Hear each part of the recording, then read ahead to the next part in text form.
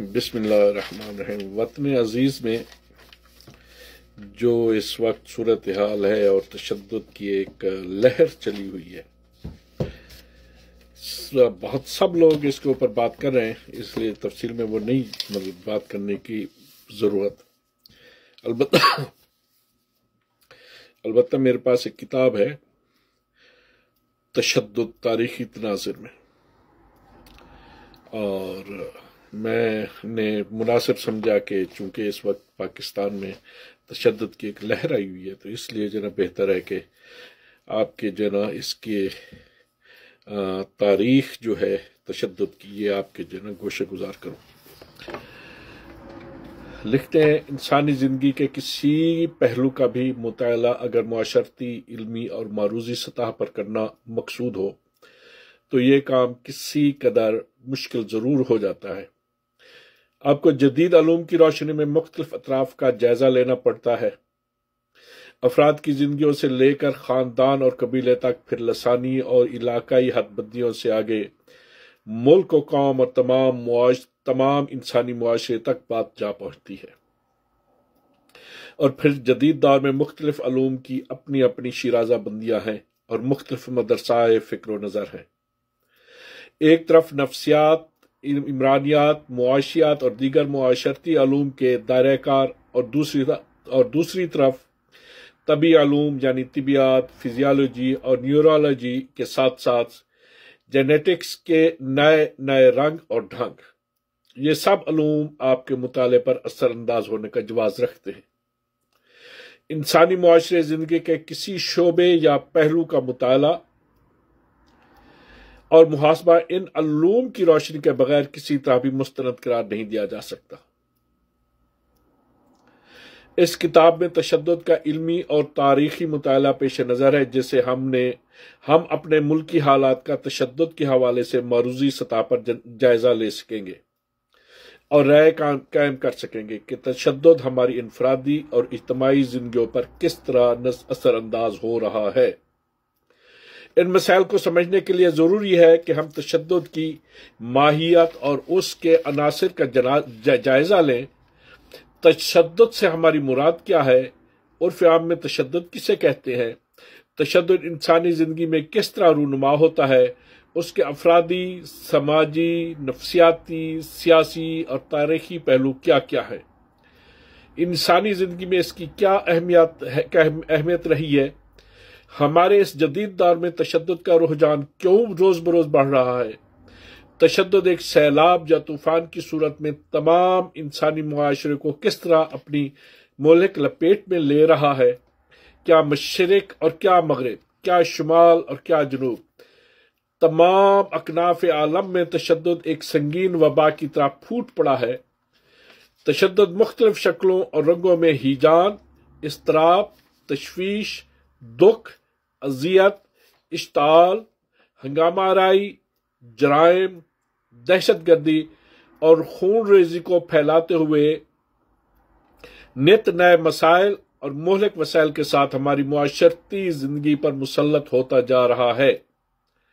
شدید ذہنی اور جذباتی دباؤ ہمارے اعصاب پر انفرادی اور اجتماعی سطح پر اس حد تک اثر پذیر ہو رہے ہیں کہ ہم قومی سطح پر رفتہ رفتہ مفلوج ہوتے جا رہے ہیں۔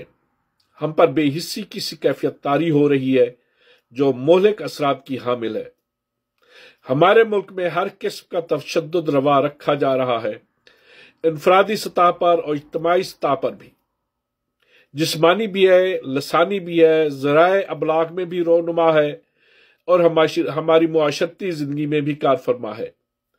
چاہے آپ اسے مذہبی تشدد اور فرقہ وارائیت کا نتیجہ قرار دیں یا اس کی وجوہات علاقائی، نسلی، قومیت یا کسی اور مخصوص عصبیت کی کرشمہ سازی میں تلاش کریں۔ ہمارے ملک میں ہی تشدد کا دور دارہ نہیں، تمام انسانی معاشرے اس وقت تشدد کے عذاب میں مبتلا نظر آ رہے ہیں۔ دہشت گردی، تخریب کاری،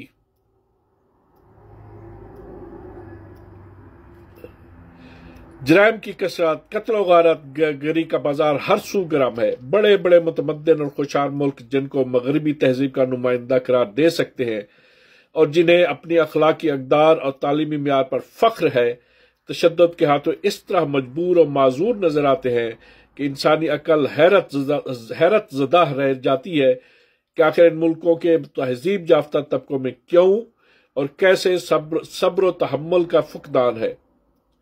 منفی رویے، ناروا سلوک، بے صبری، کم حوصلگی، تنگ نظری، ایک دوسرے سے نفرت اور نخوت کا سلوک، جرائم کی شرح میں بے حد اضافہ، فراخ دلی اور وسعت قلبی کا مفقود ہو جانا، اور چھوٹے چھوٹے اغراض و مقاصد کے لیے سرے بازار لوگوں کے جان و مال سے کھیلنا اور شہری حقوق کا پامال کرنا روزمرہ کا معمول بن کر رہ گیا ہے۔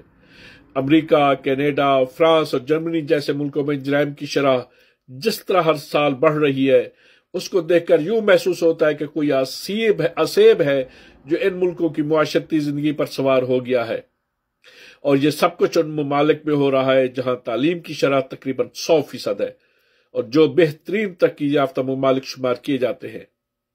ہمارے جیسے ترقی پذیر اور پسماندہ ملکوں کی بات تو الگ ہے، ہم تو کئی لحاظ سے محرومیوں، مایوسیوں اور غربتوں کا شکار ہیں۔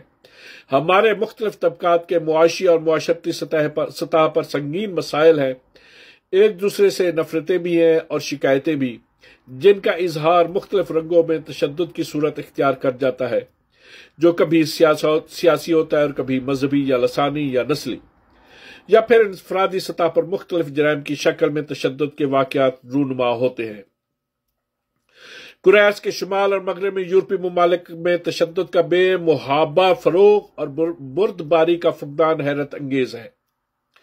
ان ممالک کو ٹھنڈے دل و دماغ والے ممالک قرار دیا جاتا ہے، لیکن انہی ممالک میں انفرادی سطح پر جرائم کے اعداد و شمار میں ہر سال اضافہ برق رفتاری سے ہو رہا ہے کہ عقل دنگ رہ جاتی ہے۔ مادی زندگی کی تمام آسائشیں میسر ہونے کے باوجود ایک اذیتناک اضطراب کی صورت رونما ہے۔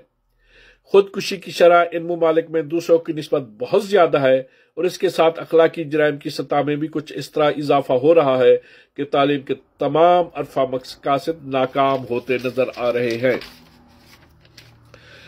اب دوسری طرف اگر ہم ان خطوں پر نظر دوڑائیں جن کو ایشیا کے عظیم براعظم مذاہب کی آماجگاہ قرار دیا جاتا ہے، مثلاً بر صغیر پاک و ہند اور جنوب مشرقی ایشیا کے وہ تمام ممالک جن میں بدھ مت اور کنفیوشس کی صلح آشتی والے مذاہب اور ادیان کا زور رہا ہے، یہ تمام خطے امن و آشتی اور گیان دھیان کے فروغ کے زبردست دائی رہے ہیں۔ یہاں پر اعلیٰ اخلاقیات پر مبنی مذاہب اور مذہبی اقدار نے ہمیشہ نشو و نما اور ترقی پائی، کنفیوشس کی تعلیمات ہوں کہ ہندو مت، بدھ مت کے عیسائیت، یا پھر اسلام اور صوفیاء کرام کے سلسلے۔ اسی طرح بڑے بڑے بھکتوں کے نام اور کام،